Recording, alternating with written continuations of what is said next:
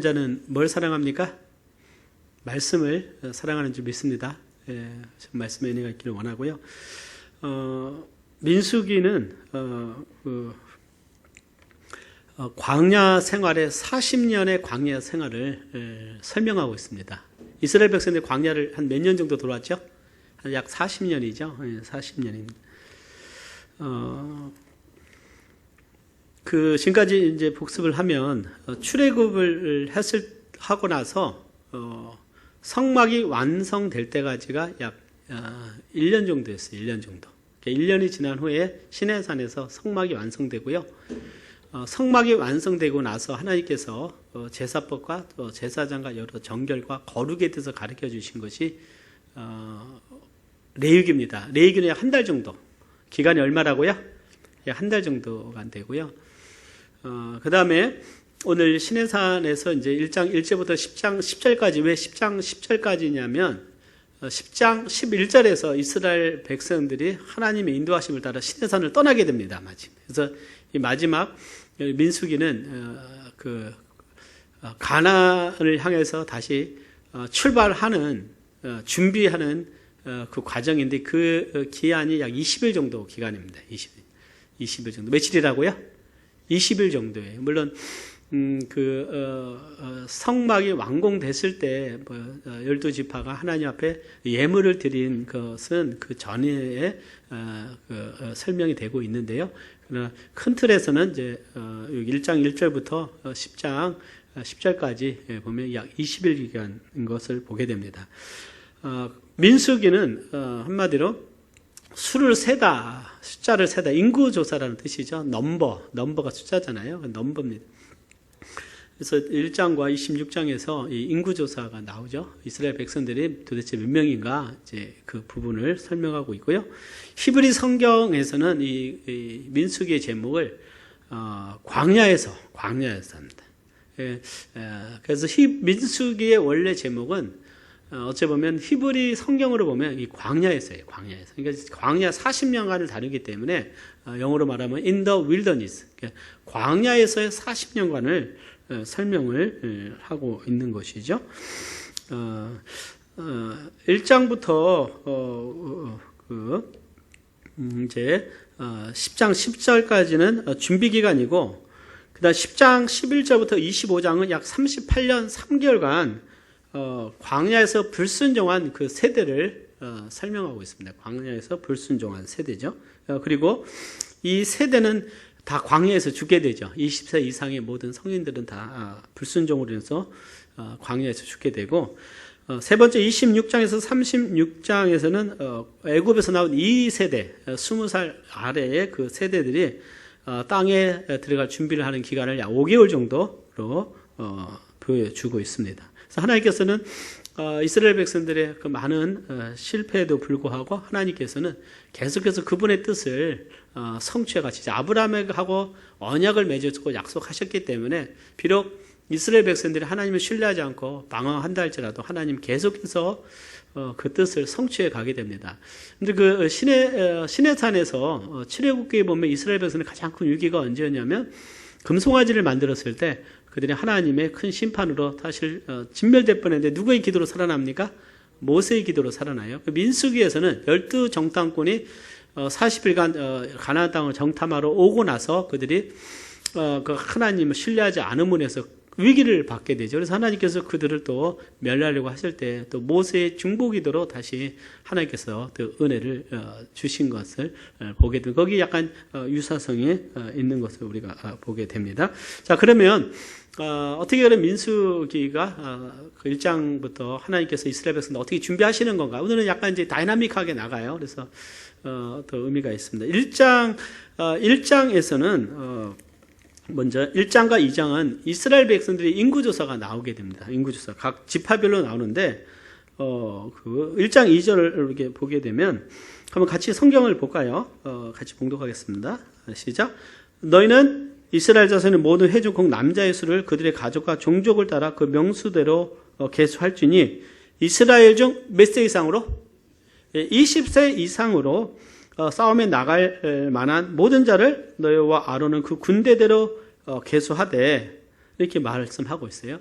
하나님께서 이스라엘 백성들에게 말씀하시는 것은 뭐냐면 전쟁에 나갈, 즉 싸울 자, 전쟁에서 싸울 수 있는 군사들을 20세 이상으로 보고 그들의 인구를 조사하라는 것이죠. 왜 그 전쟁에 나갈 자를 하나님이 찾으셨을까요? 인구를. 왜냐하면 가나안 땅에 들어가면 실제적으로 그 가나안 땅에 가나안의 뭐 아모리 족속이나 헷 족속, 휘 족속, 가나안 족속 여러 그 대표적인 7 족속이 있었는데 그들과 전쟁을 하는 거예요. 그러니까 전쟁을 해서 그들을 물리쳐야 되기 때문에 이스라엘 백성들의 그 백성들은 하나님의 거룩한 백성이지만 또 한편은 하나님의 군대였어요. 그러니까 출애굽기 나올 때 보면 성경은 뭐라고 말씀합니까?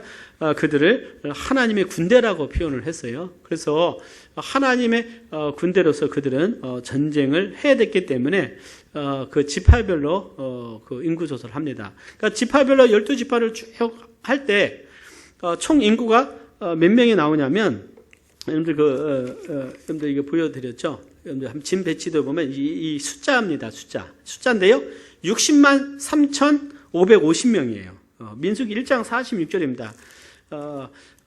유다가 7만 4,600, 이사갈, 스불론. 그러니까 12지파가 쭉 나와요. 레위 지파를 제외하고, 요셉 지파는 에브라임과 므낫세 지파로 포함됐기 때문에, 두 지파가 되죠. 그래서 46절 한번 봉독합니다. 시작. 계수함을 입은 자의 총계가 60만 3,550명이었더라. 그러니까 전쟁에 나갈 수 있는 사람이 몇 명이에요? 60만 명이요. 상당한 그 인구죠. 그래서 60만 명이 그들이 준비됩니다. 그런데 이제 1장에 보면 47절부터 보면 누구를 그 계수에 포함시키지 말도록 합니다. 누구예요? 어떤 지파예요? 레위 지파예요. 자, 오늘 특별히 1장부터 10장까지 보면서 이 레위 지파에 대한 많은 언급이 있어요. 레위 지파가 어떻게 구별될 것인가에 대한 그 의미도 있는데요. 큰 틀로 보면 레위 지파는 하나님께서 구별하셨어요. 뭘로 구별하셨습니까? 하나님을 섬기도록 구별하셨습니다. 어디에서? 성막에서. 그러니까 두 가지 의미가 있어요. 레위 지파 하는 일은 뭐냐면 이 성막을 레위 지파가 여러분들 여기 이 그림에 보더라도 레위 지파가 딱 둘러싸여 있어요. 레위 지파, 게르손, 고핫 자손. 남쪽은 고핫 자손, 왼쪽은 어느 자손이에요? 게르손. 또 북쪽은 무라리 자손이에요. 그러니까 오른쪽은 모세와 아론 아들들이니까 모세와 제사장들입니다. 그래서 이 역할이 뭐냐면 이 성막을 보호하는 거예요. 뭘로부터 보호하는 거냐면 외인들이, 즉 이 제사장들과 레위 지파가 아닌 사람들이 함부로 하나님이 거하시는 거룩한 곳에 들어가지 못하도록 한 거예요. 왜냐하면 거룩한 하나님의 거룩과 이 죄가 만나게 되면 어떻게 되냐면 이 죄인은 죽게 되는 거예요. 그렇기 때문에 이스라엘 백성들을 어떻게 보면 보호하도록 하기 위해서 하나님께서 그들이 사면으로 진을 치고 들어가는 자는 죽이도록 했어요. 그러니까 하나님의 그 거룩하심을 그들이 지키는 것입니다. 그래서 레위 지파들이 그 성막 주위로 진을 치게 되도록 한 것들을 보게 되고 또 이제 광야에서 이스라엘 백성들이 움직일 때 이동할 때에 레위 지파들이 이 성막을 해체하고 또 어떻게 해요? 또 그것을 메고 때로는 수레를 끌고 그 다음에 다시 세우는 일을 했어요. 레위 지파들의 일이었습니다. 그러니까 성막에 관계된 일을 하게 된 거예요. 다른 사람들이 하면 안 된다. 그래서 하나님께서 레위 지파들을 거룩하게 구별하셨어요. 그래서 이렇게 말씀을 한 것을 우리가 보게 됩니다. 그런데 1장 53절에 보면 자, 한번 보겠습니다. 같이 한번 읽어볼게요. 여러분들 큰 흐름을 오늘 봅니다. 시작. 레위는 증거막 사면에 진을 쳐서 이스라엘 자손의 회중에게 진노가 임하지 않게 할 것이라. 레위는 증거막에 대한 책임을 지킬지니라 하셨습니다. 그러니까 증거막은 성막인데요. 이스라엘 자손의 회중에게 진노가 임하지 않는다는 의미는 뭐냐면 누군가가 그냥 내가 호기심에 성막에 마음대로 들어갔다가는 거기에 하나님의 진노가 임하는 거예요. 그래서 레위 자손들이 거기에서 지키는 역할을 했습니다. 어떻게 보면 파수꾼의 역할이고 경찰의 역할을 해서 함부로 이 성막에 사람들이 들어오지 않도록 지키는 역할을 하나님께서 주신 것을 보게 됩니다. 자, 그 다음에 2장에 보면 2장에 한 일은 뭐냐면 어떻게 진을 칠 것인가. 약 200만 명이에요. 남자 20세 이상이 60만 명이니까 실제 전체 인구를 200만 명에서 약 300만으로 본다면 상당한 수인데, 그 300만 명이나 되는 숫자가 적게는 200만이고 많게는 300만 명인데, 그 수가 이 광야에서 어떻게 자칫하면은 질서가 없다면 굉장히 혼동스러울 거예요. 그래서 하나님께서 어떻게 그들로 하여금 광야에서 진을 칠 것인가, 즉 텐트를 치면 어떻게 칠 것인가를 말씀을 했습니다. 그래서 여러분들 2장 3절을 한번 같이 읽어보겠습니다. 2장 3절. 2절 이스라엘 자손은 각각 그 기와 그 종족의 기호 겉에 진을 치되 회막을 사면으로 대하여 치라. 회막은 성막을 의미하는데 성막을 대하여 어떻게 해요? 사면으로 대하여 치라. 그 다음에 3절입니다. 시작. 동방해 돋는 편에 진 칠자는 그 군대대로 유다의 진기에 속한 자라. 이렇게 말씀하고 있어요. 그리고 5절에 보면 그 곁에 진 칠자는 이사갈 지파라. 이사갈 자손의 족장은 쭉 이제 이름이 나오고 있습니다. 자, 9절 보겠습니다. 9절. 시작. 유다진에 속한 군대의 계수함을 입은 군대의 총계가 18만 6,400명이라. 그들은 제1대로 진행할지니라. 자, 제1대로 진행한다는 건 뭐냐면, 자, 진을 치되, 말씀 여기 그 그림에 보면 유다와 이사갈 스불론이 오른쪽이에요. 오른쪽. 이것은 성막의 문이 있는 입구 쪽입니다. 그러니까 유다가 가장 어떻게 첫 번째로 언급된 것은 그만큼 유다는 어떤 혈통이에요? 왕의 혈통입니다. 메시아의 혈통이잖아요. 유다의 지파를 통해서 그 다윗이 나오고, 또 유다의 후손을 통해서 메시아가 나오는 거예요. 그러니까 가장 먼저 언급되고 가장 중요한 위치에 언급됐어요. 또 제1대로 진행한다는 건 뭐냐면, 행진할 때는 이제 광야의 길을 가면 첫 번째 가는 이 순서가 유다 지파예요. 유다. 그 다음에 이사갈, 스불론, 이 순서대로 가게 되는 거예요. 그래서 제1대로 가라. 처음에. 나팔을 불면 쭉 은나팔을 이제 레위기 10장에, 민수기 10장에 나오는데, 은나팔을 불면 처음에 누가 먼저 일어나서 진을 쳐야 돼? 출발해야 돼요? 유다가 쭉 가는 거예요. 그 다음에 이사갈, 스불론. 자, 그 다음에 남쪽에는 르벤, 시므온, 갓이에요. 여기 르벤 지파는 46,500명. 이제 인구조사에서 나온 거죠. 남쪽입니다. 시므온, 갓. 그 다음에 왼쪽에는 누가 있어요? 에브라임, 므낫세, 베냐민이에요. 자, 근데 여러분들 이렇게 보시면, 자, 르벤, 시므온, 갓이 있고, 그 다음에 이게 행진할 때는 여기 그림에 보면 가운데가 누가 돼 있습니까? 성막과 레위 지파인데요. 처음부터 성막이 가는 것이 아니라 진행하면 중심에서 간다. 누가 중심에서 간다고요?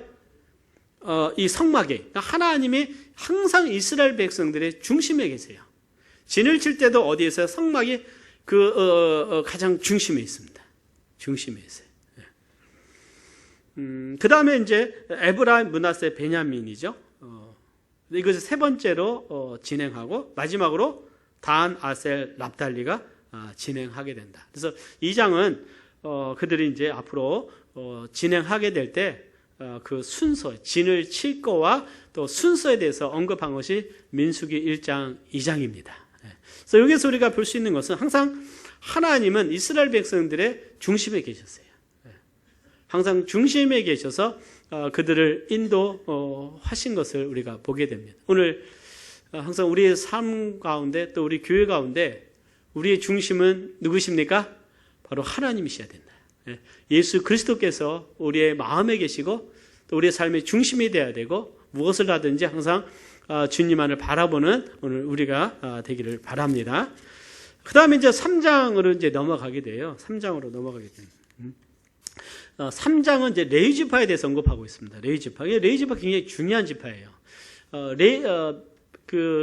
우리가 민수기 전에 우리가 배운 것이 레위기죠. 레위기에서는 실제 제사장에 대한 언급이 많아요. 레위 지파에 대해서 언급이 많지 않죠. 레위기임에도 불구하고 레위에 대한 언급이 많지 않은데, 이 민수기에서는 왜 레위인들이 하나님께 구별되었는가, 그 의미에 대해서 설명하고 그들의 직무에 대해서 우리가 설명을 하고 있습니다. 한번 이렇게 보겠어요. 3장과 4장입니다. 3장은요, 1개월 이상의 모든 레위인들을 인구조사하고 그 다음에 4장에서는 직무를 감당할 수 있는 그 레위인을 조사하는데 몇 살부터 몇 살까지예요? 레위인이 성막에서 봉사하는, 섬기는 그들의 나이를 몇 살로 보냐면 30살에서 50살로 봅니다. 그러니까 하나님께서는요 30살에서 50살까지만 해라. 근데 우리가 공부할 때 그런 얘기를 했어요. 성막에서 뭐 양과 소를 잡으면 그 무거운 것들을 막 날려야 되는데 이거를 하기 굉장히 힘이 들겠다. 그리고 노제단 같은 거 막 들어 올리고 막 그래야 되잖아요. 그래서 하나님께서 뭐냐면 50살로 제한을 했어요. 50살. 근데 여러분들 차이가 있는데 전쟁에 나가는 자는 몇 살부터입니까? 20세예요. 전쟁에 나가는 자는 20세인데 성막에서 섬기는 레위인들은 30살로 하나님께서 말씀하신 거예요. 이유 중에 여러 가지가 있겠지만 더 성숙함.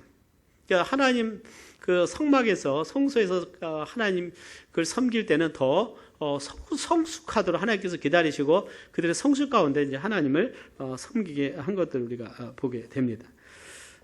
처음에 이제 3장에 보면 먼저 레위에 대해서 얘기하면서 처음에 제사장들의 구별에 대해서 말합니다. 자, 3장 3절에 보면 한번 볼까요? 이런 아론의 아들들의 이름이며 그 다음에 아들들의 4명의 이름이 뭐죠? 3장 3절 볼까요? 2절에 보면 첫째, 장자는 나답이요 아비우와 엘르아살과 이다말이다. 근데 이는 아론의 아들들의 이름이며 그들은 기름을 발리고 거룩히 구별되어 제사장 직분을 위임받은 제사장들이라고 했어요. 제사장들이라. 근데 나답과 아비우는 다른 불을 드리다가 레위기 10장에서 보면 사망하게 되죠. 사망하게 됩니다. 이제 그리고 엘르아사가 이다말이 이 제사장의 직분을 이어서 감당을 하게 돼요. 그래서 제사장들은 하나님께 거룩하게 기름 부어서 구별했어요. 그들은 거룩하게 구별됐습니다. 그런데 레위 지파들의 의미는 뭐냐면 하나님께서 레위인들을 누구에게 주었다냐면 3장 9절 한번 보겠습니다. 우리 같이 5절부터 그럼 10절까지 우리 같이 봉독하겠습니다. 시작. 여호와께서 또 모세에게 일러 가라사대 레위 지파로 나와 제사장 아론 앞에 서서 그에게 시종하게 하라. 그들이 해막 앞에서 아론의 직무하는 회중의 직무를 위하여 해막에서 심으하되 그 해막의 모든 기구를 수직하며 이스라엘 자손의 직무를 위하여 장막에서 심으할지니 너는 레위인을 아론과 그 아들들에게 주라. 그들은 이스라엘 자손 중에서 아론에게 온전히 돌리운 자니라. 너는 아론과 그 아들들을 세워 제사장 직분을 행하게 하라. 외인이 가까이 하면 죽임을 당할 것이니라 그랬어요. 자, 여기에서 보시면 레위인들을 하나님께서 누구에게 주셨다고 그랬어요? 누구에게 주셨다고 그랬습니까? 누구에게요? 아론과 그 아들 제사장들을 도와주라고 하나님께서 주었다 이렇게 말씀을 하셨어요. 자, 그러면은 레위인들은 누구냐 하는 거예요. 레위인들은 누구냐? 자, 첫째 레위인들은 레위 지파를 의미합니다. 레위 지파. 근데 여러분들 잘 알다시피 창세기에 보면 원래 레위는 레위와 저주받은 두 아들들이 있었죠. 야곱을 통해서 누구와 누구였습니까? 야곱과 레위와 누구였어요? 시므온이었어요. 시므온. 그런데 출애굽에 가서 시내산에서 이스라엘 백성들이 금송아지를 만들고 하나님께 반역했을 때 그들의 그 반역에 동참하지 않고 하나님 편에 섰던 자가 있어요. 그리고 칼을 들어서 이스라엘 백성들 3,000명을 그들이 어떻게 해요? 그들을 죽였습니다. 여호와의 열정을 가지고 하나님 편에 섰어요. 그래서 하나님께서 이 레위인을 복을 주셨어요. 그렇기 때문에 하나님께서 레위인들을 하나님께서 자기에게 어떻게 해요? 구별하셨습니다. 하나님 것이 되게. 근데 어떻게 되셨냐, 되게 하셨냐. 그 의미를 보면, 여러분들 보세요. 12절입니다. 12절. 출애굽기에도 하나님께서 말씀하셨는데, 자, 같이 봉독합니다. 시작. 보라, 내가 이스라엘 자손 중에서 레위인을 택하여 이스라엘 자손 중 모든 첫 해의 처음 난 자를 대신하여 하였은즉 레위인은 내 것이나 처음 난 자는 다 내 것이면 애굽 땅에서 그 처음 난 자를 다 죽이던 날에 이스라엘의 처음 난 자는 사람이나 짐승을 다 거룩히 구별하였으니 그들은 내 것이 될 것임이니라. 나는 여호와니라 그랬어요. 이 의미가 좀 어려울 수 있는데 뭐 그 어려운 것이 아니라요. 자, 이스라엘 백성 애굽에서 장자의 죽음이 심판일 때 하나님께서 어린 유월절 어린 양의 피를 통해서 이스라엘 백성들을 살았습니까? 심판받았습니까?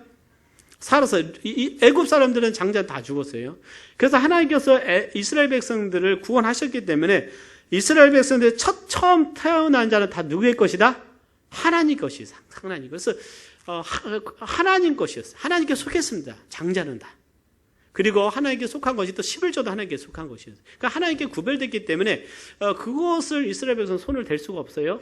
자, 그런데 그러면 처음 장자들은 다 어떻게 하나님께 속했기 때문에 모든 장자들은 다 하나님께 가서 그들은 구별돼서 하나님을 섬겨야 되는데 하나님 그렇게 하지 아니하시고 누구를 구별하셨어요? 그들을 대신해서 구별을 한 지파가 레위 지파예요. 그래서 레위는 통째로 하나님이 구별하셔서 낼 거다. 그들을 대신해서 내가 레위인을 어떻게 해요? 택했다. 하나님께서 말씀하셨어요. 그럴 때 레위인들은 하나님께 구별된 자였다. 구별된 자다. 그래서 레위인들은 하나님께 구별되고 그들은 전쟁에 나가지 않고 하나님의 그 성막을 어떻게 지키고 또 광야에서는 성막을 운반하면서 이런 일들을 한 거예요. 그러니까 크게 보면 성막을 어떻게 합니까? 자, 하나님이 구름이 떠올랐어요. 그럼 그들이 이제 이동해야 됩니다. 하나님의 신호예요. 자, 이제 다시 행군해야 되겠구나. 광야를 가야 되겠다. 그러면은 어떻게 해요? 이 레위인들이 어떻게 해요? 장막을 또 이렇게 해체하고, 그 다음에 또 어떻게 합니까? 그것을 다 준비해서 이제 메고 또 수레에 싣고 가는 거예요. 가는 거. 운반하는 역할을 했다. 이것이 누구의 역할이라고요? 레위인의 역할이에요. 레위인의 역할. 자, 그러면 이것이 큰 틀로 보면 그 레위인의 직분의 역할이었어요. 그리고 성막에 가까이 오면 외인들은 죽이라. 그 명령에 순종해야 됐어요. 자, 레위인은 크게 보면 세 아들이 있었습니다. 그 세 가문이 있었는데 게르손과 고핫과 무랄이에요. 게르손과 고핫과 무랄이다. 여러분들 이것이 이제 설명이 되고 있습니다. 설명이 되고 있어요. 자, 한번 보면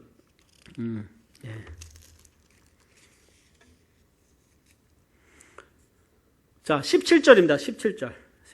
자, 한번 봉독합니다. 시작. 레위의 아들들의 이름은 이러하니 게르손과 고핫과 무랄이요. 한번 외워보게. 그래, 게르손, 고핫, 무랄이. 한 사람은 게르손이고 고핫과 무랄이에요. 여러분들 이 그림에 보면 게르손은 성막의 왼쪽에 진을 쳤고 고핫은 남쪽, 무랄은 북쪽에 진을 쳤습니다. 그래서 그들의 인구 조사가 되고요. 그 다음에 이제 그들의 직무가 뭐냐, 책임이 뭐냐. 여러분들 그 설명이 돼 있죠. 여기 도표에 보면 질문이 돼 있죠. 게르손 자손은 뭐예요?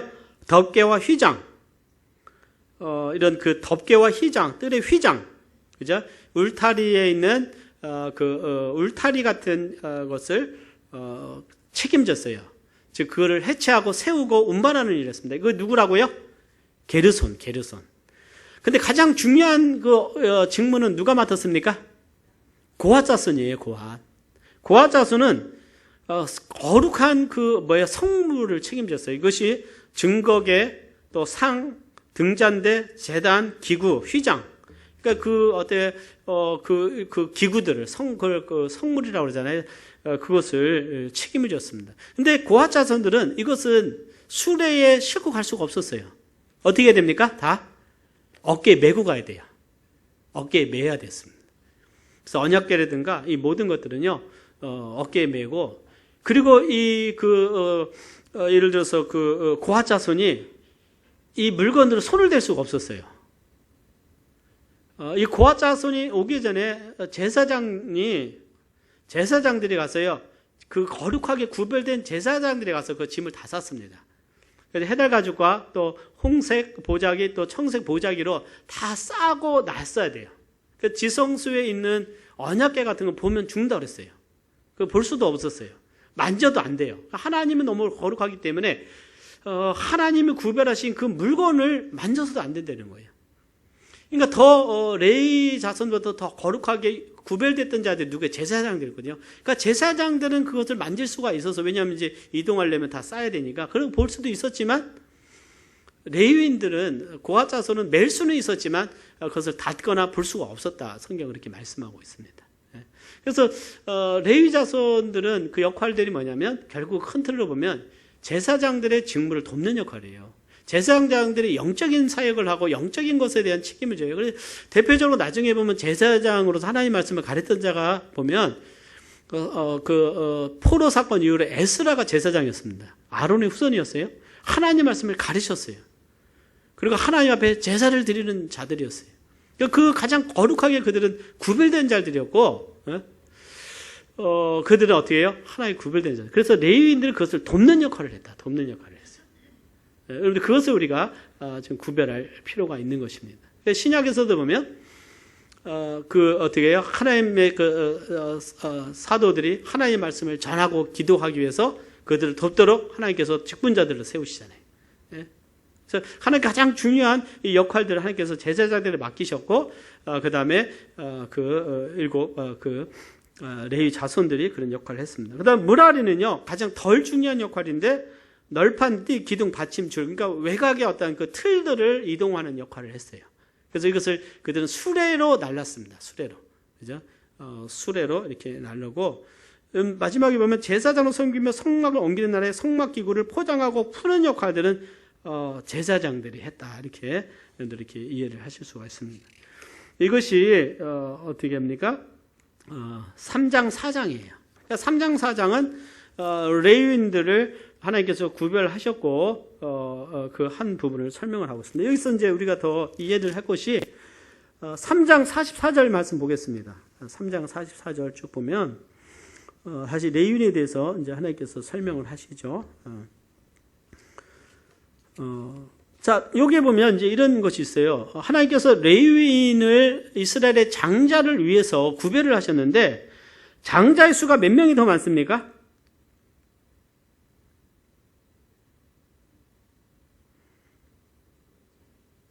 몇 명이 나와요? 46절에 보면, 3장 46절에 보면 273민이 더한 거예요. 그러니까 숫자가 안 맞았습니다. 그러니까 한 사람당 장자의 한 명당 레위인이 한 명씩 들어가서 대신해서 하나님께 구별돼요. 그러니까 대신했다. 그들을 위해 속죄를 한 거예요. 그 대신 자신 하나님께 드린 겁니다. 자신 하나님께 드린 거예요, 여러분들. 자, 그런데 아직 그 자기를 대신할 사람이 없어요. 그래서 그들이 드린 것이 뭐예요? 속전이에요. 대속의 값. 한 사람당 5세겔씩. 이게 대속의 값이에요. 자기의 생명값을 하나님께 드렸다. 하나님께 드렸다. 그래서 여기서 대속의 의미가 있는 것들을 보게 돼요. 그러니까 이스라엘 백성들을 대신해서, 자, 이렇게 보시면 되겠습니다. 이스라엘 백성들을 어떻게 해요?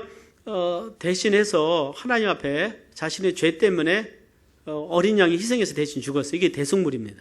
자, 이스라엘 백성들 하나님께서 구별하셨는데 장자를, 그들을 대신해서 누가 하나님께 드려졌습니까? 레위인이 하나님께 드려졌어요. 하나님께 드려졌어요. 그들의 생명값으로 드려진 거 대신해서. 그래서 평생 동안 레위인들 하나님을 구별해서 섬겨야 된 거예요. 그리고 어떻게 해요? 그 레위인들이 숫자가 맞지 않은 것에 대해서는 속전을 하나님께 드렸다. 이렇게 말씀을 하고 있습니다. 그래서 이제 8장, 9장인가요? 7장, 8장에 보면 레위인을 구별하는 의미가 있는데, 결국 레위인들은 하나님께 요제로 드려요. 하나님께 드리는 의미는 하나님 앞에 살아있는 제물로 하나님께 드리는 것이다. 그래서 그들은 하나님 앞에 이스라엘 백성들을 대신해서 드려진 제물이었어요. 그래서 그들은 하나님을 섬겼습니다. 그래서 레위인은 하나님께 이와 같이 구별되었고 하나님의 성막에서 섬기는 자들이고, 그래서 하나님은 이 레위인을 구별하시고 누구에게 줬다? 제사장에게 준 거예요. 그래서 그들의 역할은 제사장들을 돕는 역할을 했습니다. 제사장들을 돕는 역할이에요. 근데 제사장의 업무를 할 수는 없었어요. 제사장들은 제사를 드리고 또 그들을 하나님 말씀으로 정하고 거룩과 부정과 정결에 대해서 가르쳐야 됐는데, 레위인들은 성막을 관리하고 지키는 일을 했어요. 이 차이가 있는 것들을 우리가 이해를 해야 될 것입니다. 자, 그 다음에 5장, 6장은 뭐냐면 하나님이 거하시는 곳의 거룩성을 말씀하고 있어요. 다시 계속해서 나오는 건 하나님의 거룩입니다. 그래서 5장에 보면 5장 가기 전에요. 우리가 잘 아는 말씀이죠. 4장 15절에 보면 한번 볼까요? 한번 4장 15절 한번 읽어보겠습니다. 시작. 행진할 때에 아론과 그 알드들이 성소와 성소의 모든 기구를 덮기를 필요하거든 고아 자손이 와서 맬 것이니라. 그러나 성물은 만지지 말지니 죽을 거 아니라 행망 물건 중에서 이것들은 고아 자손이 맬 것이며. 그죠?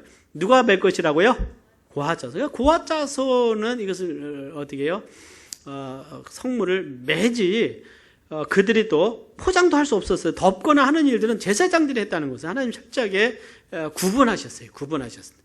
나중에 고아 자손 중에서 누가 반역을 일으킵니까? 결국은요, 이 고라가 또 반역을 일으키는 거예요. 고아가 광야에서. 자, 그 다음에 20절들은 그들은 잠시라도 들어가서 성소를 보지 말 것은 죽을까 함이라. 성소를 어떻게 알아요? 레위인들은 들어가서 보지를 못하는 거예요. 그것은 제사장들만 볼 수 있어요. 하나님께서 철저하게 구분을 하신 것을 우리가 보게 되죠. 자, 그 다음에 5장에서는 하나님께서 하나님이 거하시는 성소와 진의 거룩성이에요. 하나님이 이스라엘 백성들과 함께 했기 때문에 성막도 거룩해야 되지만 이 이스라엘 백성들이 거하는 이 진, 그들이 텐트를 친 거잖아요. 이 진도 정결하고 깨끗해야 됐습니다. 그래서 부정한 자들은 진 밖으로 보내라는 거예요. 하나님께서 말씀은. 자, 한번 볼까요? 5장 2절 보겠습니다. 시작. 이스라엘 자손에게 명하여 모든 문둥병한 자와 유출병이 있는 자와 죽음으로 부족한 된 자를 다 진 밖으로 내어보내되. 그때 레위기가 중요하고 레위기 11장에서 14장까지가 11장부터 15장까지가 정결과 부정에 대한 가르침이잖아요.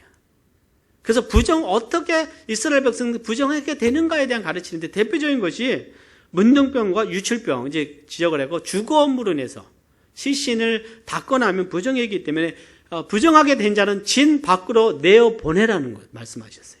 그러니까 하나님이 거하시는 것은 항상 거룩해야 되고 이스라엘 백성들이 거하는 것도 거룩하도록 하나님께서 말씀을 하셨습니다. 그래서 그들로 진을 더럽히지 말라. 죄가 더러워짐이 계속 퍼져 나가기 때문에 하나님은 철저하게 이 더러워지는 것을 하나님께서는 어떻게 해요?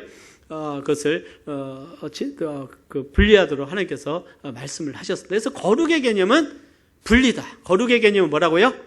분리예요, 분리. 그러니까 하나님께서 그런 의미는 뭐냐면 교회가 거룩하게 예수의 피로 인해서 거룩하게 구별됐다면 교회는 철저하게 세상과 분리된 하나님이 함께 하시는 거룩한 공동체입니다. 믿으시면 아멘 하시길 바랍니다. 교회라는 것은 세상에서 불려낸 모임이잖아요. 우리가 세상에서 살아가지만 우리라고 하는 존재는 세상으로부터 분리됐어요. 물론 우리가 세상을 살아가지만 하나님 앞에서 우리가 영적으로 분리돼서 하나님께 속했습니다. 그때 하나님 앞에 분리되었기 때문에 우리는 하나님 앞에서 세상의 어떤 죄나 풍속에 의해서 더러워지면 안 된다는 거예요. 그래서 항상 우리의 마음을 정결케 해요. 왜냐? 하나님이 우리 안에 거하시기 때문에. 하나님이 예배하는 또 하나님의 그리스도의 몸된 교회가 거룩해야 되고 정결해야 되고 순결해야 된다. 그래야 하나님께서 함께 하시고 하나님의 축복에 함께 하시는 것이죠. 그 다음에 여러분들 그 다음에 말씀하시는 것이 이제 6절 말씀 보여요. 두 번째예요. 거룩하기 위해서 두 번째 예가 이스라엘 자손에 이르라 남자나 여자나 사람들이 범하는 죄를 범하여 여호와께 패역하여 그 몸에 죄를 얻거든. 7절 봉독합니다. 시작. 그 지은 죄를 자백하고 죄값을 온전히 갚되 5분지를 더하여 그가 죄를 얻었던 그 본주에게 돌려줄 것이요. 그랬어요. 그 의미는 뭐냐면, 자, 첫째는 아까는 내 몸이 더러워졌을 때는 그를 어떻게 해요? 진 밖으로 내어버린다. 두 번째는 남자나 여자나 사람들이 다른 사람에게 죄를 범한 거예요. 손해를 끼쳤습니다. 근데 다른 사람에게 죄를 범한 것은 누구에게 죄를 범했다 그랬어요? 하나님께 패역했다. 하나님께 죄를 범했다. 그 부분도 하나님께서 말씀하시는 거예요. 그러니까 하나님 안에 거하는 이스라엘 백성들은 다른 사람들에게 해를 끼쳐서 손해를 끼치지 말라는 거예요. 죄를 범하지 말라. 형제에게 죄를 범하는 것은 하나님께 죄를 범하는 거기 때문에 그는 5분의 1을 더해서 그에게 갚아라. 그게 뭐야? 속건제잖아요. 갚고 하나님께 재물을 들여 속죄를 받았어야 됐어요. 근데 내가 갚아야 될 사람이 죽어버렸어요. 그럼 그것을 어떻게 해요? 또 친족이 없어요. 그러면 그것을 제사장에게로 가서 제사장에게 돌리라고 그랬어요. 그래서 잘못한 것에 대해서는 손해를 끼친 거에 대해서는 그 부분을 하나님께서는 어떻게 해요? 해결하기를 원하십니다. 그래서 관계 속에서 거룩이에요. 세 번째는 가정에서 거룩입니다. 이게 뭐냐면 남편이 아내가 부정한 일을 드러났거나 의심만한 일을 할 것을 동기가 부여가 됐다면 그 부분에 대해서 하나님 앞에 나가서 해결받도록 했어요. 그래서 그 물을 거룩한 물을 담고 흙을 뿌리고 해서 어떻게 제사장이 가져가요. 그래서 맹세를 합니다. 그 다음에 저주의 글을 써서 이 물을 마셔서 죄가 있으면 배가 붓고 널쩍다리가 떨어질 것이다. 그래서 그 물을 마셔요. 근데 아무 이상이 없어요.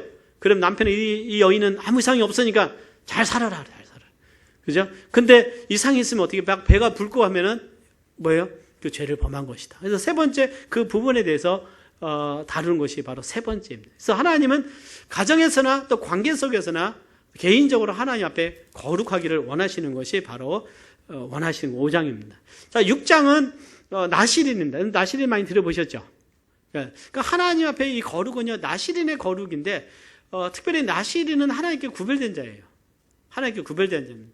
평생을 구별된 경우도 있지만 어떤 특정한 날만을 하나님 앞에 구별해야 자신을 섬길 수가 있었어요.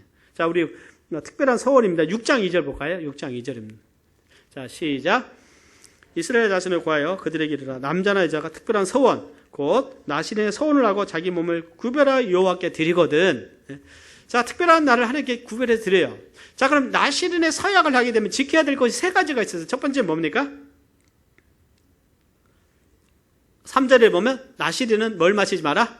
포도주나 독주를 마시지 말라. 지난주 설교에 잔더 베프티스트자 침례 요한이 뭘 마시지 않았어요? 포도주나 술을 마시지 않았다고 그랬어요. 그죠? 나실인은 구별된 거예요. 두 번째는 뭐 하지 마라? 머리에 삭도를 대지 마라. 머리에 삭도를 대지 마라. 그래서 머리에 삭도, 나실인이 뭐예요? 그것이 그 증거였어요. 세 번째는 뭘 가까이 하지 마라? 시체를 가까이 하지 말라는 거예요. 시체를 가까이 하지 마. 근데 하나님 앞에 구별하는 동안에 갑자기 우연히 시신으로 해서 몸이 더럽히게 되면 하나님 앞에 나와서 다시 속죄물과 번제물을 드려서 다시 정결케 하고 이전에 나실인 서약은 헛것이고 다시 시작을 하라. 그래서 나실인을 다시 거룩케 하는 길을 하나님께서 말씀을 하십니다. 자, 여러분들 보면 이제 나실인으로 구별된 자들도 하나님 앞에 거룩히 구별되고 그들은 지켜야 됐어요. 그랬을 때 하나님께서 이스라엘에게 복을 주시겠다. 그것이 6장 22절이에요. 24절 우리가 잘 아는 말씀. 같이 한번 24절부터 27절까지 같이 봉독합니다. 시작. 여호와는 내게 복을 주시고 너를 지키기를 원하시며 여호와는 그 얼굴로 내게 비치사 은혜 베푸시기를 원하며 여호와는 그 얼굴을 내게로 향하게 하사 평강 주시기를 원하노라. 이같이 할지니하라. 그들은 이같이 내 이름으로 이스라엘 자손에 축복할지니 내가 그들에게 뭘 주리라? 복을 주리라. 그러니까 특별히 하나님께서 이스라엘 백성들이 거룩하고 세상과 구별되어 있을 때 하나님이 거하시는 것이 정말 깨끗할 때 하나님께서는 그들에게 복을 주시고 지키신다. 하나님이 함께 하심을 그들에게 약속을 하셨습니다. 자, 그 다음에 7, 8장은요, 성막을 위하여 이제 드리는 예물입니다. 7장은 언제 일어난 거냐면, 민수기 7장은요, 자, 1장 보겠습니다. 시작. 모세가 장막 세우기를 필하고 그것에 기름을 발라 거룩히 구별하고 또 모든 기구와 단과 그 모든 이름을 발라 거룩히 구별한 날에. 자, 한번 보겠습니다. 자, 아까 말씀드린 데요. 이스라엘 백성들이 이 성막을 완공한 때가 애굽에서 출발하고 몇 년 만이라고 했습니까?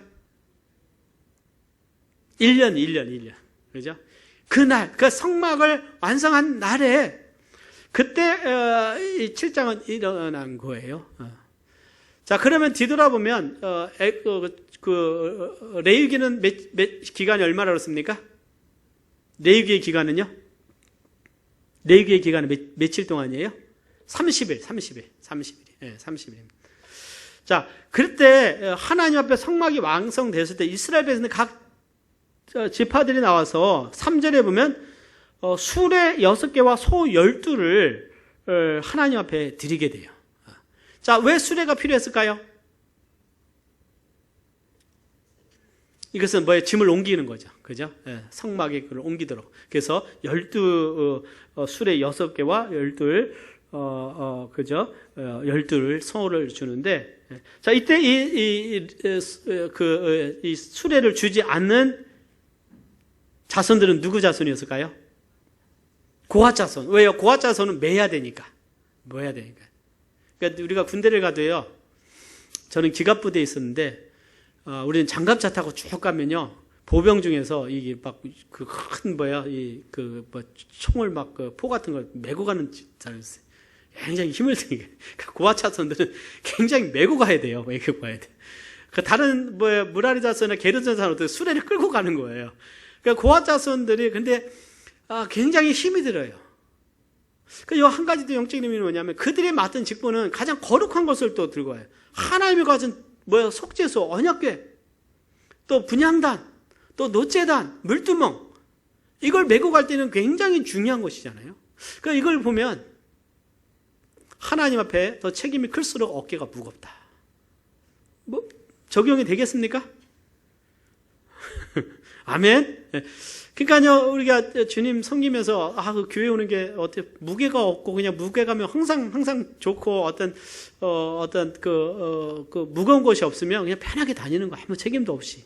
그러니까 책임이 있고 직무가 있어 항상 마음이 무겁기도 하고 걱정도 되기도 하고 항상 짐이 있는 거예요. 짐이 있는 거예요. 어떻게 보면 그렇게 우리가 영적으로도 해석할 수 있지 않을까라고 제가 생각을 해봤습니다. 그러니까 여러분들 그 민수기와 이런 레위기는요, 그 말씀의 적용이 무궁무진해요. 그래서 저는 이 팩트만, 지금 진리만을 쭉쭉 전하기 때문에 더 가다 보면 시간이 많이 걸리기 때문에 말하지 않는데요. 나시린의 그 레위기도 그렇고, 그 레위지파 분리도 그렇고, 굉장히 거기 보면, 엄청납니다. 그 하나님이 주신 영적인 교훈들이. 그렇게 우리가 좀 이해를 할 수 있고요. 자, 그 다음에 이제 볼 수 있는 건, 12일 동안, 여기서 중요한 거 이거예요. 12일 동안, 여기 12절, 유다 지파부터, 이제 왜 유다 지파부터 시작하냐? 유다가 누굽니까? 유다는요, 장자의 특권을 받았어요. 누구로부터? 야곱으로부터. 네? 장자의 특권을 받은 지파예요. 네. 맞습니까? 예, 제가 잠깐 메시아의 혈통이 메시아 혈통. 예, 영적인 축복입니다. 여러분들 50이 지나면 자꾸만 여러분들 그렇습니다. 이해해 주시길 바라고. 예. 장자의 특권 누가 받았죠? 요셉이죠. 그렇죠. 예, 우리 아주 앞자리가 굉장히 중요한 부분이에요. 이 자리가. 예, 그렇습니다. 그래서 장자의 특권은 요셉이 받고 영적인 메시아의 그 축복은 누가 받습니까? 왕혈통, 유다죠. 예, 유다. 그래서 유다부터 해서 여기 14, 은발이, 그 다음에요, 금숟가락, 번제물로 수송아지, 그 다음에 순양 하나와 어린 순양, 속죄제물과 순염소, 한목제물과 소들과 순양 5, 순염소 5, 1년 된 어린 순양 5. 굉장히 많은 수인데요. 이 하루씩 드립니다. 하루씩 드리면 12지파니까 며칠 동안 드릴까요? 12일 동안 드려요. 그래서 7장은 모세오경에서 가장 긴 구절 89장까지 있는데 이 모든 똑같이 제물을 드리는데 12지파의 이름대로 다 나와 있어요. 하나님께서 처음에 그 성막이 준공됐을 때 각자 드린 것을 하나님이 기억하셔서 성경에 기록하신 것입니다. 귀하게 여기셨다, 하나님께서. 그냥 12지파별로 이렇게 드렸다라고 두세 구절이 끝날 수도 있잖아요. 근데 하나님은 그들이 정말 광야에서 하나님의 성막이 준공되었을 때 하나님 앞에 드렸던 그 예물과 그 헌신을 하나님이 기뻐 받으셔서 이것을 하나님께서 기록을 하신 거다. 하나님은요, 지금도 우리의 헌신을 하나님이 기뻐하신다고 믿습니다. 하나님 기뻐하시는 거예요. 그래서 이 드리는 것은 뭐냐? 하나님을 향한 예배예요, 예배. 그들이 하나님 앞에 예배를 드리는 것이다. 속죄제의 제물, 번제의 제물을 통해서 하나님을 영화롭게 하는 거예요. 솔로몬이 1,000 번제를 하나님 앞에 드렸듯이 그들은 하나님 앞에 이 제물을 들어서 하나님을 영화롭게 했다고 성경은 말씀을 하고 있습니다. 자, 이것이 7장입니다. 7장이. 그래서 성막이 준공됐을 때 이것은 계속된 거다. 자, 8장에서는 다시 한번 누구를 말하냐면 레위인의 성별을 말씀하고 있어요. 레위인의 성별입니다. 레위인을. 자, 어떻게 레위인들을 성별하냐? 여기에서 보면, 근데 제사장은 피로써, 기름으로써 거룩하게 구별하는데요. 레위인은요, 정결케 했습니다. 정결케 했다. 그러니까 하나님 앞에 구별되었지만 제사장들은 거룩하게 구별된 것은 하나님의 거룩한 곳에 갈 수 있었어요. 그러나 레위인들은 구별되었지만 그들은 깨끗게 됐다. 뭘로써요? 여기 보면 속죄의 물을 뿌리고 전신을 삭도로 밀고 의복을 빨아 몸을 정결케 하라, 이렇게 말씀을 하고 있어요. 속죄의 물은 붉은 암송아지를 태운 재로 만든 것입니다. 그래서 그것을 속죄의 물을 뿌리고 삭도로 밀고 몸을 정결케 하라. 그 다음에 그 제물을 하나님께 드렸어요. 자, 여기에서 보면 8장 10절에 보면 의미가 있습니다. 8장 10절. 자, 한번 같이 봉독하겠습니다. 8장 10절 시작. 레위인을 여호와 앞에 나오게 하고 이스라엘 자손으로 그들에게 안수케 한 후에 11절 봉독합니다. 시작. 아론이 이스라엘 자손을 위하여 레위인을 요제로 여호와 앞에 드릴지니 이는 그들로 여호와를 봉색해 하려 함이니라 그랬어요. 자, 여기에서 볼 수 있는 것은 레위인을 앞으로 나왔으면 누가 안수합니까? 이스라엘 자손들이 안수하는 거예요. 그 의미는 뭐예요? 여러분들 그 수송아지와 염소를 이스라엘 백성들이 희생제물로 드리기 전에 안수를 하는 거예요. 나와 동일시하는 것입니다. 나를 대신해서 이 제물이 죽어서 내 죄가 용서받습니다. 하나님 앞에 드려지는 거거든요. 그러니까 레위인들도 뭐냐면 우리를 대신해서 이 레위인이 누구에게 드려지는 거예요? 하나님 앞에 드려지는 거예요. 그러고 나서 제사장들이 제물을 제단에서 불태우고 하나님 앞에 드려졌듯이 아론이 이스라엘 자손을 위해서 레위인을 요제로 여호와 앞에 드렸다 그랬어요. 이는 그들로 여호와를 봉사케 하기 위함이라. 그래서 레위인들은 하나님 앞에 제물로 드려진 구별된 사람들이었어요. 살아있는 제물이었다. 살아있는 제물. 그 의미가 굉장히 크다는 거예요. 그러니까 이스라엘 백성들을 대신해서 그들을 하나님께 섬겼다. 아론 제사장이 그들을 하나님께 제사를 하나님께 드렸습니다. 그래서 그 의미는 어떤 의미냐면 대속의 의미가 있어요. 대속의 의미는 뭐냐? 이스라엘 백성들의 죄를 위해서 이스라엘 어린 양이 희생된 건 대속물인데 이스라엘 백성들 초태생을 위해서 장자를 위해서 레위인들이 하나님께 드려졌습니다. 대신해서 하나님께 드려졌어요. 그래서 그들은 하나님 앞에 성막에서 하나님께 섬긴 것을 말씀을 하고 있는 것입니다. 그래서 그들이 섬김을 인해서 그들이 하나님 이스라엘 자손들에게 재앙이 내리지 않게 한다. 자, 레위인들이 거기서 보호를 하지 않으면 이스라엘 자손들이 마음껏 어떻게 해요? 하나님의 성막에 가까이 갔다가 그들에게 재앙이 내리는 거룩함만. 그 때문에 레위인들이 그들을 지키는 역할을 한 것을 우리가 보게 됩니다. 사랑하는 여러분, 하나님께서는 우리를 구별하셨어요. 그래서 레위인들이 하나님 앞에 거룩한 제물로 자신을 하나님 앞에 정말 구별돼서 자기가 원하든 원하지 않든 그 레위 지파든 다 하나님 앞에 구별된 자들이었어요. 로마서 12장 1절에 보면 구원받은 하나님의 자녀들은 내가 원하든 원하지 않든 하나님께 구별된 산 제사인 줄 믿습니다. 그러니까 living sacrifice, 살아있는 제물이에요. 살아있는 제물. 그래서 형제들아, 내가 하나님의 모든 자비하심으로 너희를 권하노니 너희 몸을 하나님이 기뻐하시는 거룩한 산 제사로 드리라. 이는 너희의 드릴 영적 예배니라. 산 제사로 드리라. 산 제물로 드리라. 하나님 앞에 우리 자신을 하나님께 드려줘서 하나님을 섬겨야 되는 거예요. 그래서 우리가 하나님의 그 사역을 위해서, 하나님의 교회를 위해서 우리는 드려졌고, 우리가 하나님 앞에 섬기는 하나님의 사람임을 우리가 믿습니다. 정말 축복은요, 우리가 주님 앞에 거룩하고 구별된 것은 너무나 귀한 것이죠.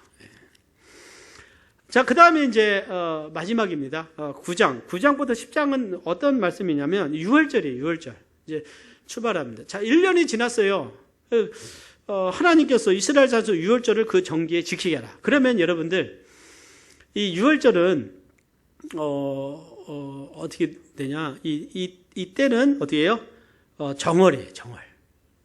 그러니까 이때도 성막이 어떻게 해요? 완성되고 난 그 달이죠. 달.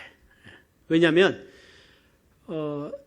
처음으로 이스라엘 백성들이 그 6월절을 지킨 때는 언제였습니까?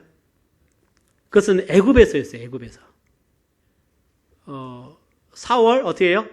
유대 달력으로 아비월 첫 달 14일 날 지켜지고 15일 날 출애굽을 하게 되잖아요. 그래서 그 다음 해가 들어왔을 때 그들로 하여금 6월절을 지키라 그래. 자, 그다음에 질문이 있습니다. 그럼 우리가 부정한 자들, 진 밖에 있잖아요.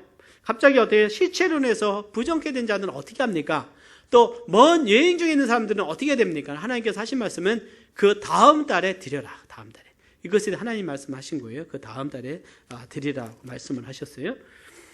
그리고 나서 하나님 이 유월절은 우리가 영적인 의미는 뭐냐면 하나님과의 그 교제죠. 그리스도를 통해서 하나님과의 교제죠.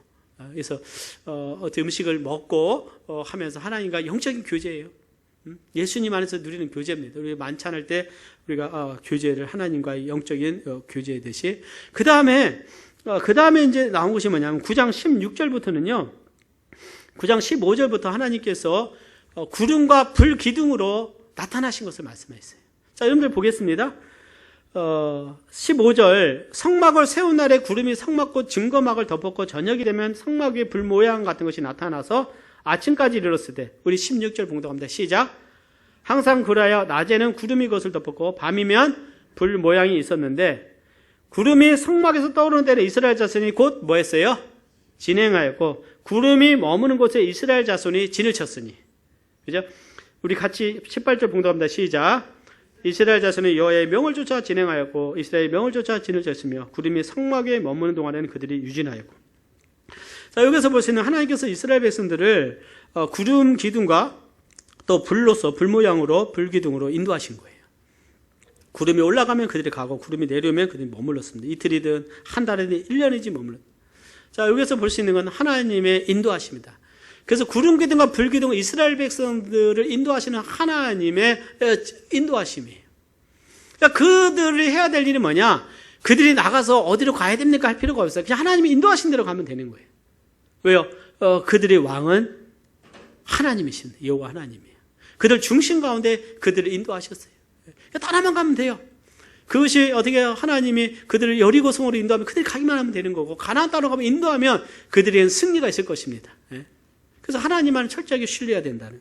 그러나 나중에 이스라엘 백성은 실패하게 되죠. 오늘 우리 삶도 우리의 인생을 하나님께서 인도하심을 믿으시길 바랍니다. 하나님의 인도하신 대로 하나님의 인도하신 대로 하나님이 우리를 인도하시는 우리 안에 성령님으로 또 말씀으로 인도하시는 하나님 우리와 함께 하시는 것이죠. 그 다음에 10장 1절부터 11절은 이제 그들이 뭘로 인도하시냐. 이제 기뻐하십시오. 이게 마지막입니다. 마지막이에요. 자, 뭐예요? 은나팔. 지금까지 양강나팔을 많이 들었어요. 양강나팔에 대해서. 양강나팔하면 뭐가 생각나죠? 우리가? 지난번에 배웠어요. 양강나팔하면 어느 때 부른다고 그랬어요? 혹시 아시는 분? 예? 대속죄일 맞아요. 근데 뭐 할 때요? 주빌리. 그 뭡니까? 희년을 선포할 때 양강나팔. 희년을 선포. 그날이 대속죄일이죠. 그래서 희년을부터 양강나팔을 불라고 그랬거든요.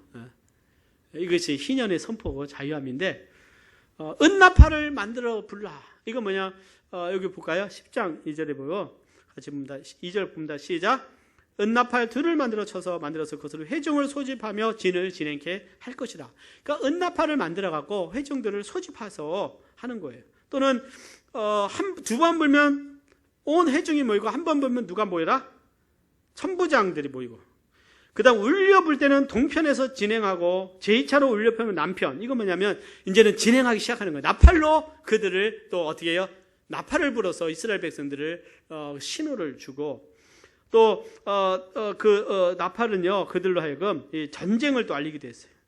회중을 모을 때 또 전쟁할 때 하나님께 예배할 때 있습니다. 그래서 9절에 보면 자기를 압박하는 대적을 치러 나갈 때는 나팔을 울려 불지니 이렇게 나와 있어요. 그래서 사울이 왕이 되어서 나팔을 불어서 이 전쟁하기 위해서 군대를 소집하거든요. 그러니까 나팔을 울려 퍼서 전쟁을 소집을 했습니다. 그 다음에 10절에 보면 너희가 희락의 날과 너희 정한 절기와 월삭에는 나팔을 불라. 번제물의 위에와 화목제물 위에 나팔을 불라. 그로 말미암아 너희 하나님이 너희를 기억하리라. 난 너희 하나님 여호와니라. 나팔을 불라. 그래서 절기마다 어떻게 이 나팔을 불 절기를 알리게 됐어요. 즐거운 날에도 불렀습니다. 월삭은요. 월삭은 뭐예요? 항상 첫날을 맞아요. 그 달의 첫날입니다. 첫날. 특별히 이제 나팔절이 의미가 있어요. 그날은 그 나팔절에 나팔을 불었어요. 이 나팔을 불었다. 여기서 또 예수님의 그 어떤 재림의 또 신약에서는 징조 신호이기도 하죠. 어쨌든 이와 같이 나팔을 불어서 그들을 인도한 것을 보게 됩니다. 이렇게 하나님께서 다 가르치셔요. 그런 다음에 10장 11절에는 하나님께서 어떻게 해요? 구름이 증거막에서 떠오르매 이래서 떠올랐으니까 어떻게 해요? 제2년 2월 20일에 구름이 증거막에서 떠올랐어요. 그래서 20일이라는 의미가 아까는 2월 1일에 하나님께서 민수기 1장 1절에 보면 2월 1일에 말씀하셨는데 2월 20일에 구름이 중구막에서 떠오르니까 그들이 이제 시내산을 떠나게 됩니다. 시내산에서 약 1년 정도 좀 이상 있다가 이제는 가나안을 향해서 출발하게 새로운 마음으로 이제는 출발합니다. 그들이 이제 하나님의 거룩한 백성으로 되기 위한 모든 말씀들을 거기서 다 배우게 된 것들을 보게 됩니다. 하나님께서는 1, 2장에 보면 하나님의 군대로 다 조직하시고 레인들을 하나님께서 구별하셔서 또 그들의 직무를 맡기시고 5, 6장은 하나님의 거하시는 그 이스라엘 백성의 진과 성막이 거룩해야 됨을 말씀을 하시죠. 그 다음에 하나님께서는 또 유월절을 통해서 또 구름 기둥과 불 기둥을 통해서 이스라엘 백성들과 교제와 또 인도하심에 대해서 하나님께서 말씀을 하십니다. 오늘 이 말씀을 통해서 우리가 더 정말 하나님과 동행하고 또 주님 중심으로 살아가고 더 주님 은혜 가운데서 살아갈 수 있기를 바랍니다. 저는 개인적으로 이 말씀을 연구하면서 가장 축복이 된 건 레위인이었어요. 레위인들이 하나님 앞에 정말 요제로 드려진 것은 하나님 앞에 제물로 드려져서 그들이 평생 하나님을 섬겼다는 것이죠. 오늘도 하나님 앞에 드려진 하나님의 사람들이고 하나님께 산 제물로 드려진 거룩한 하나님의 사람을 우리가 믿고 때로는 고아자손젖이 무거운 광야를 갈 때 무거운 이 짐을 짓고 가지만 우리가 지고 있는 교회의 사역과 무거운 짐이라는 것을 하나님께서 우리에게 맡기셨다면 정말 이것을 즐거움과 기쁨으로 감당하고 우리가 달려갈 수 있기를 바랍니다.